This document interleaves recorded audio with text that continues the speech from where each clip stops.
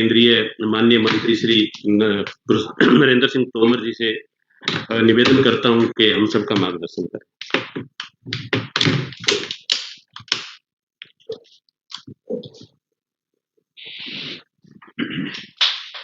आज के इस अवसर पर हम सबके मध्य विराजमान हमारे कृषि और किसान कल्याण मंत्रालय के राज्य मंत्री माननीय श्री पुरुषोत्तम रूपाला साहब,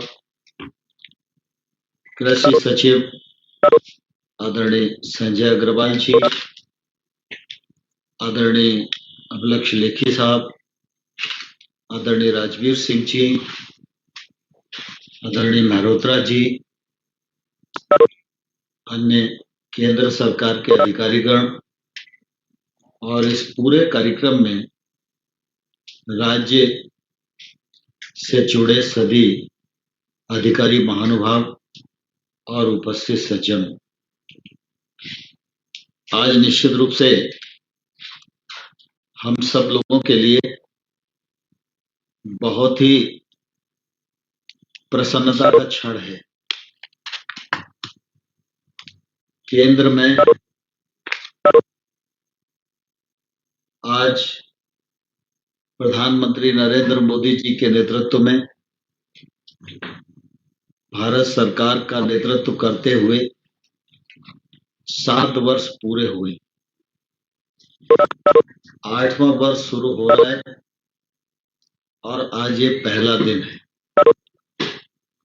पहले दिन ही कृषि के क्षेत्र में आने वाले कल में आमूलचूल परिवर्तन करने की दृष्टि से क्लस्टर विकास बागवानी के लिए योजना का शुभारंभ, ई अवसर वेब पेज का शुभारंभ आज हो रहा है। यह एक शुभ संकेत है।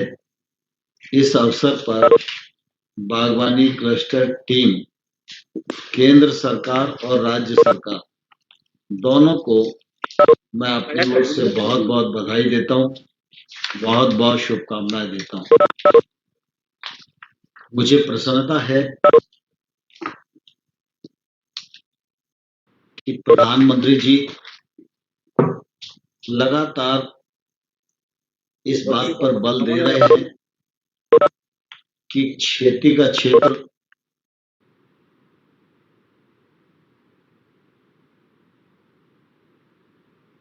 क्षेत्र में संतुलन भी हो, खेती के क्षेत्र में किसान मुनाफे की खेती करे, अपनी आमदनी बढ़ाए,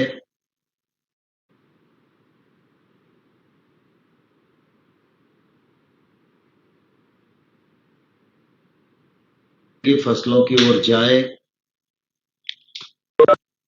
और हम दुनिया की जो आवश्यकता बागवानी के क्षेत्र से पूरी कर सकते हैं, अपना निर्यात बढ़ाकर उसमें भी भारत अपना योगदान दे। इस मनोयोग से प्रधानमंत्री जी लगातार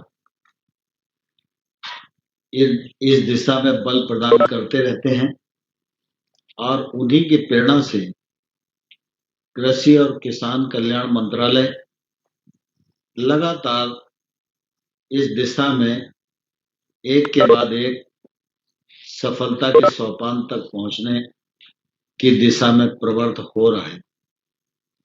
उसी योजना के अंतर्गत आज का ये कार्यक्रम संपन्न हो रहा है। पिछले कुछ दिनों में हम सब ये महसूस करते थे कि बागवानी के क्षेत्र में चाहे फल हो चाहे सब्जियां हो, हम दुनिया का लगभग 12% से अधिक उत्पादन करते हैं। 12% उत्पादन है, लेकिन अगर निर्यात की स्थिति में देखें तो उस तुलना में काफी कम हमारा निर्यात है।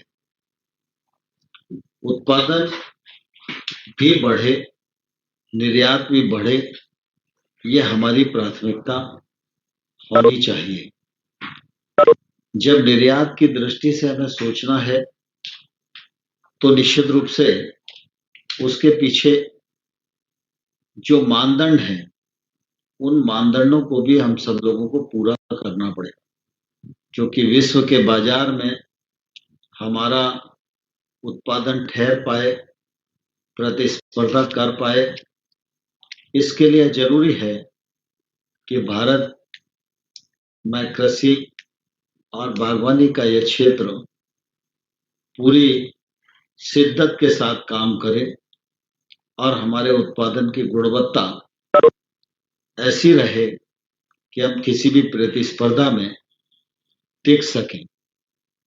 दूसरा, भारत में हम सब महसूस करते हैं कि छोटे रकबे के किसान की संख्या बहुत ज्यादा है। छोटा किसान अगर मजबूत नहीं होगा, वह मुनाफे की खेती नहीं करेगा, तो इसके परिणाम स्वरूप देश के सामने आने वाले संकट पैदा होंगे। किसान की संख्या कम न हो, किसान की अगली पीढ़ी भी किसानी के प्रति प्रवृत्त हो सके, आकर्षित हो सके, इस दृष्टि से इस क्षेत्र को हमें और मूल्यवान बनाने की आवश्यकता है।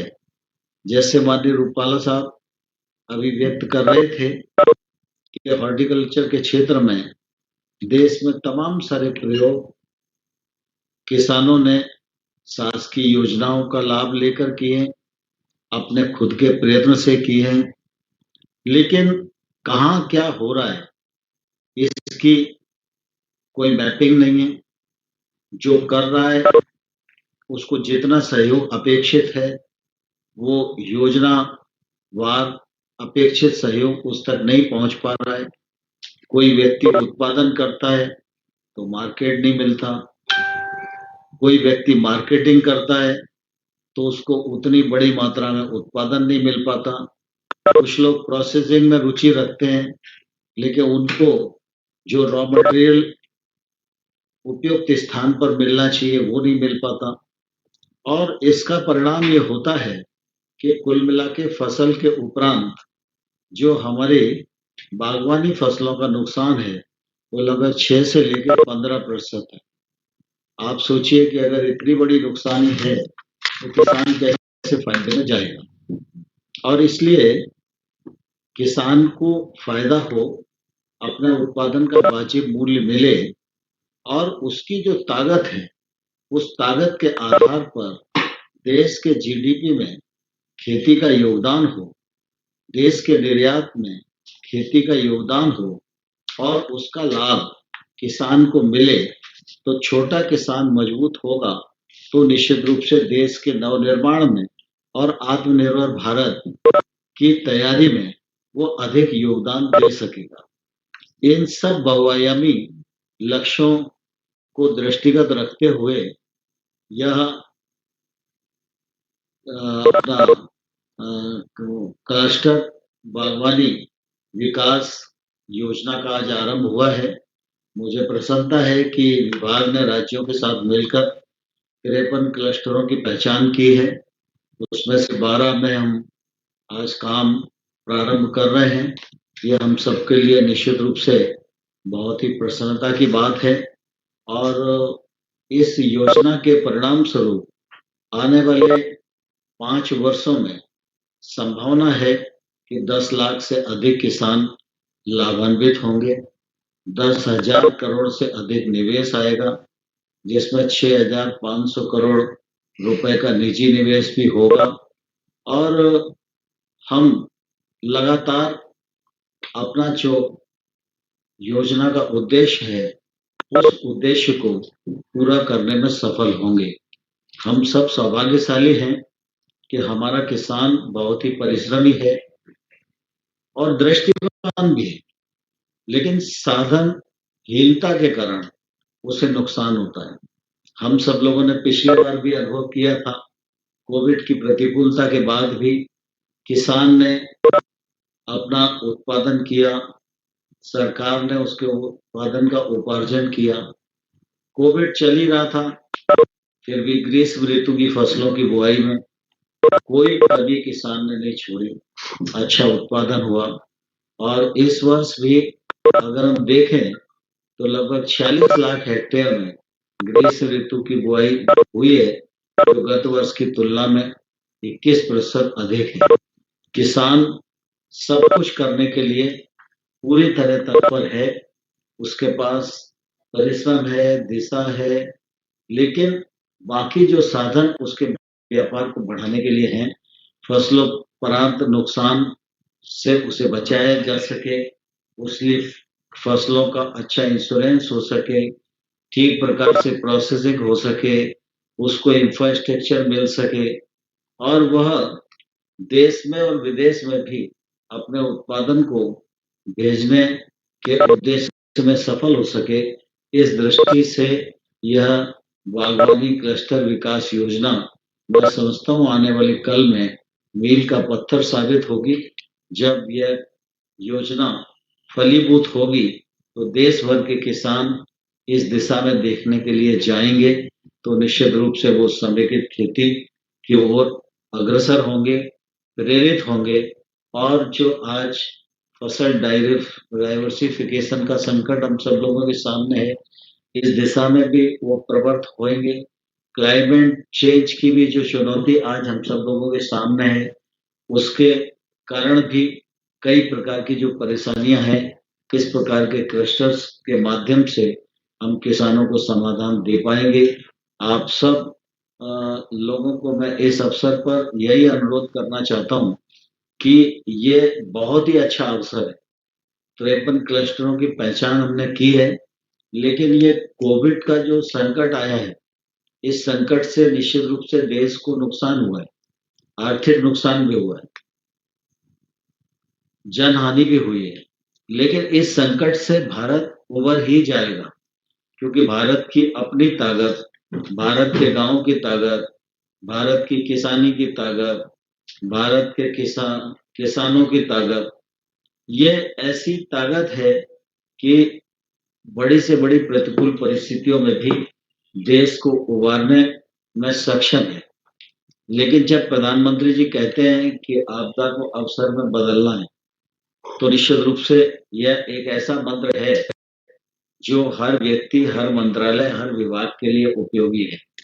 आज कोविड का संकट है, तो बहुत सारी चीजें हमारे सामने से ओझल हो रही थी, बहुत सारी फसलें ओझल हो रही थी और बहुत सारी ऐसी जीन्स थी जिनका हमारे शरीर में स्वाभाविक रूप से एक जमाने में उपयोग होता ही रहता था, लेकिन बीच में धीरे धीरे जैसे जैसे भौतिकता बढ़ी, लोगों के खाने पीने का स्तर बढ़ा, उसके कारण कई चीजें विलुप्त सी होती जा रही थी।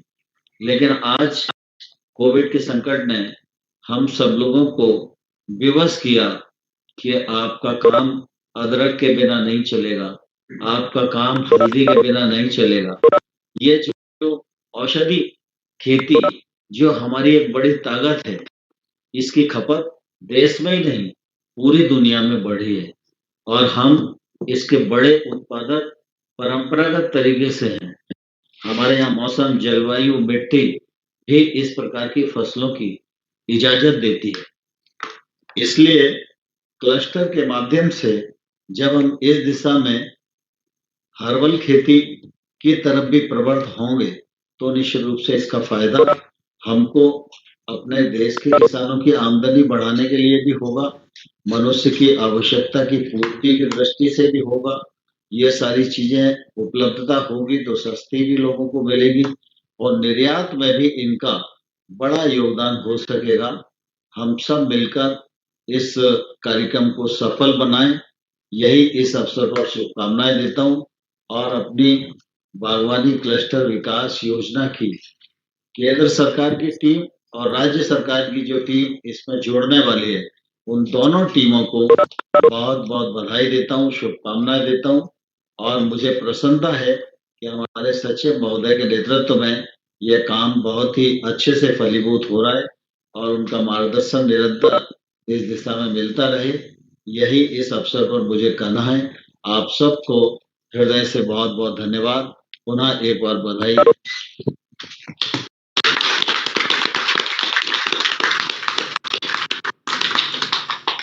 बहुत बहुत धन्यवाद सर।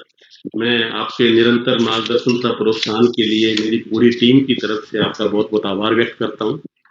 अब मैं कार्यक्रम को समापन की ओर ले जाते हुए हमारे अतिरिक्त सचिव डॉक्टर अभिजीत लिखी जो बागवानी विकास का जिम्मा भी संभाल